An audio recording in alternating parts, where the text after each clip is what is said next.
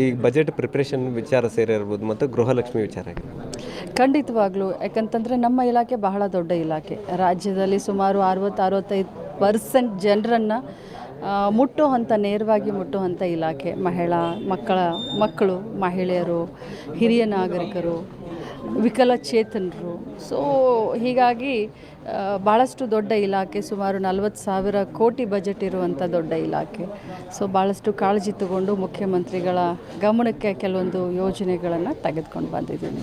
ಈ ಗೃಹಲಕ್ಷ್ಮಿ ಯೋಜನೆ ಬಗ್ಗೆ ಮಾತಾಡೋದು ನೋಡಿ, ಗೃಹಲಕ್ಷ್ಮಿ ಯೋಜನೆ ನನಗೆ ಆಕ್ಸಿಡೆಂಟ್ ಆದಮೇಲೆ ಸ್ವಲ್ಪ ಒಂದು 3 ತಿಂಗಳ ಸ್ವಲ್ಪ ಡಿಲೇ ಆಯಿತು. ಯಾಕಂತಂದರೆ ನಾವಿದ್ದಾಗ ಏನಾಗ್ತೀವಿ, ಫೈನಾನ್ಸ್ ಡಿಪಾರ್ಟ್ಮೆಂಟಿಗೆ ಪದೇ ಪ್ರೆಷರ್ ಹಾಕ್ತೀವಿ.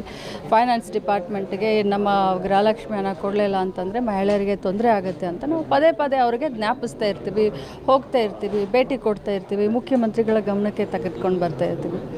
ಇದು ದುರ್ದೈವ, ಆಕ್ಸಿಡೆಂಟ್ ಆದಮೇಲೆ ಸುಮಾರು ಒಂದು 40 ದಿನ ನಾನು ಈ ರೀತಿ ಸ್ವಲ್ಪ ಇದಾಗಿರೋದ್ರಿಂದ ಸ್ವಲ್ಪ ಕುಂಠಿತ ಆಯಿತು. ಅದರ ಜೊತೆಯಲ್ಲಿ ಇಷ್ಟು ದಿನ ನಾವು ನಮ್ಮ ಡಿಪಾರ್ಟ್ಮೆಂಟ್ನಿಂದ ನಾವು ಹಣವನ್ನು ಬಿಡುಗಡೆ ಮಾಡ್ತಾಯಿದ್ವಿ.